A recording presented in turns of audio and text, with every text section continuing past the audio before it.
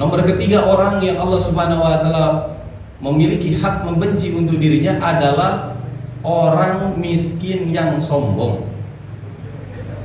Ulama yang cinta dunia, orang kaya yang bakhil.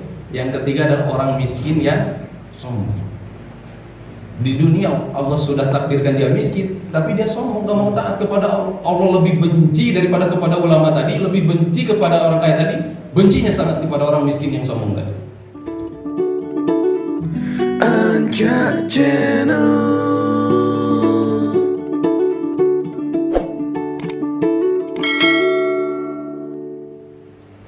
Jadi bapak-bapak yang dimuliakan Allah Subhanahu wa taala, bagaimana kita bisa mengenal Allah dan mencintai hari akhirat ini sebagaimana yang disebutkan Nabi, kejadian-kejadian yang tersebut ini akan tampak.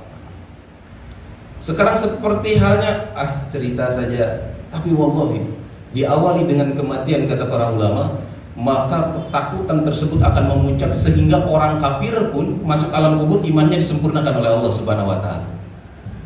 Kira-kira kalau sudah masuk alam kubur gimana, Pak? Gak bisa balik lagi walaupun imannya disempurnakan. Diperlihatkan ajabnya seperti ini, mereka ya Allah ternyata benar, ternyata benar. Bahkan orang muslim saja yang mereka banyak dosa, oh ternyata benar. Mereka minta kepada Allah untuk dibangkitkan hanya untuk beribadah dan sedekah saja, Pak. Ditampakkan. Maka hadirin yang mulia, dengan sifat Ar-Rahman Ar-Rahimnya Allah, walaupun Allah bersifat Maha Penyayang, Maha Pengasih, tetapi Allah Subhanahu wa taala pun memiliki hak untuk membenci orang yang tidak taat kepada Allah. Ini disebutkan dalam Al-Qur'an. Ya ayyuhalladzina amanu lima taquluna ma la taf'alun.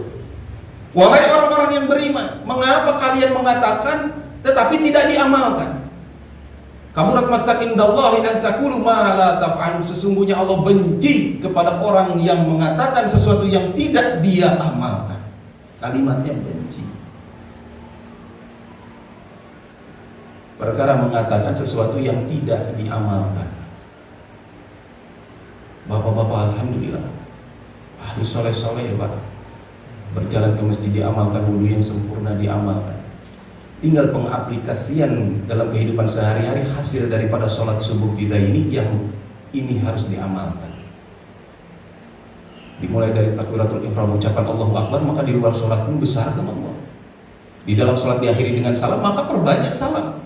Absussalam bainakum kepada setiap muslim. Ini diaplikasikan. Maka hadirin yang muliakan Allah Subhanahu wa taala, Allah Subhanahu wa taala memiliki hak untuk membenci terhadap beberapa manusia. Ada yang menyebutkan 10 dari rangkuman daripada Al-Qur'an dan hadis, ada yang menyebutkan 8. Orang yang pertama akan mengalami golongan-golongan tersebut ini dibagi menjadi beberapa orang, kriterianya sudah dilihat, bisa dilihat. Yang pertama adalah alim ulama yang ubud dunya, yang menjadikan agama ini mata pencahariannya untuk memenuhi saja perutnya. Yang dibenci oleh Allah ternyata yang pertama bukan orang kafir. Yang disebutkan oleh Allah yang pertama adalah ulama yang ubud dunia, cinta dunia, yang ujung-ujungnya bukan Allah.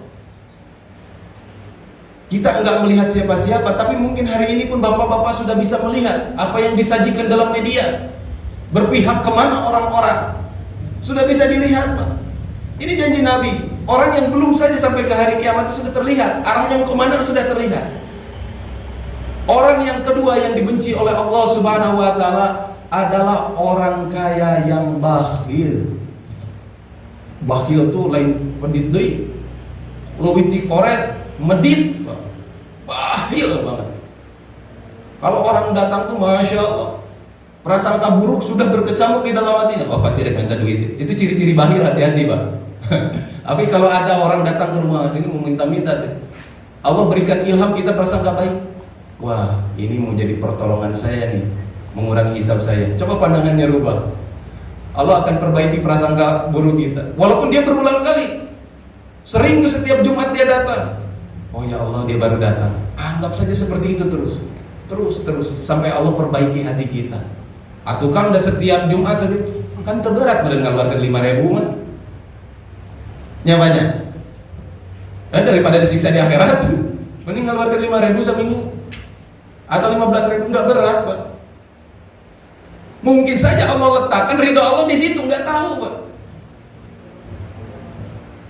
Sampai Masya Allah, guru kami itu Allahu Akbar, kalau melihat orang yang seperti itu sampai takut. Jangan. Jadi banyak seperti itu kalau kiai itu warohnya Pak. Ada datang orang minta jangan, akhirnya dikasih.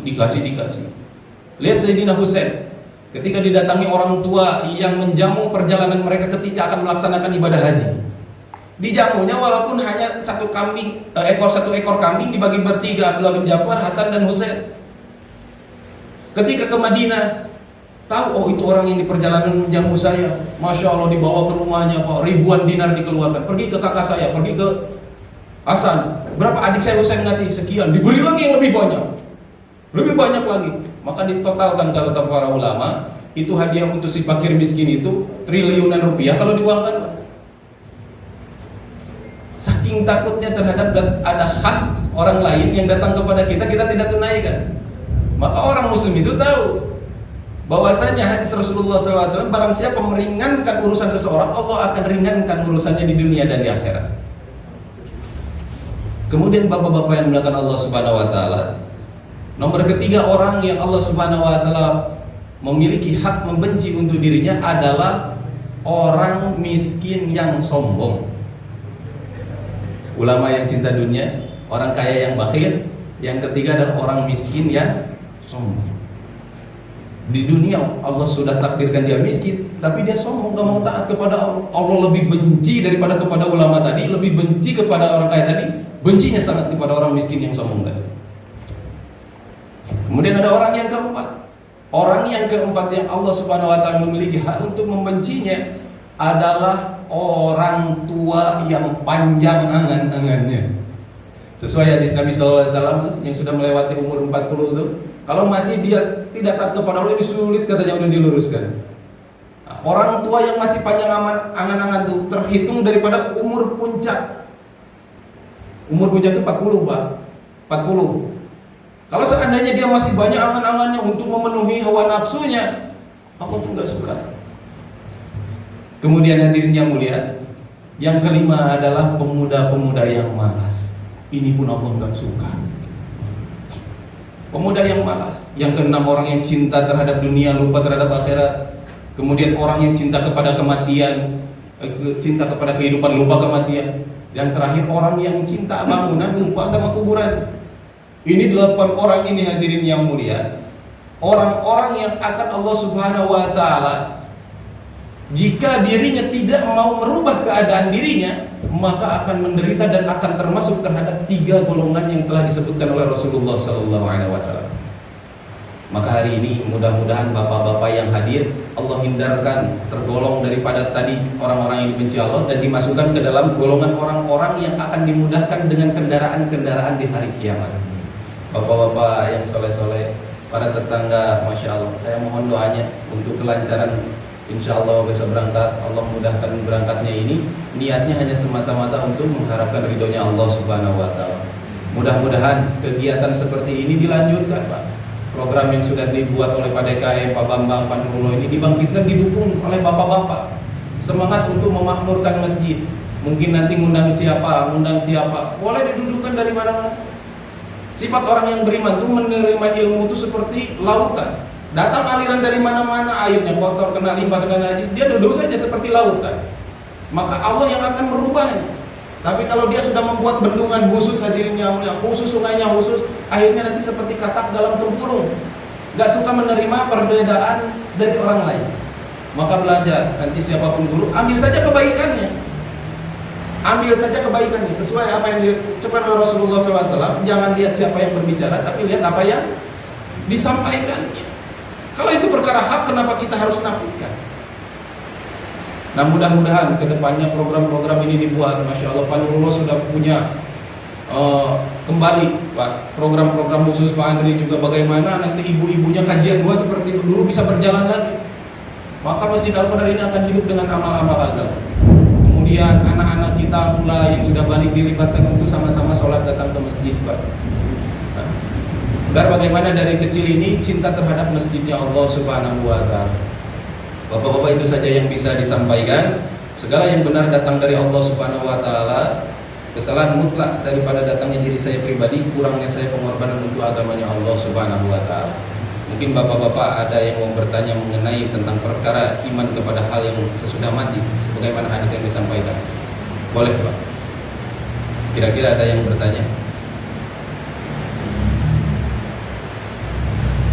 Kalau kita tutup dengan doa kifaratul majelis.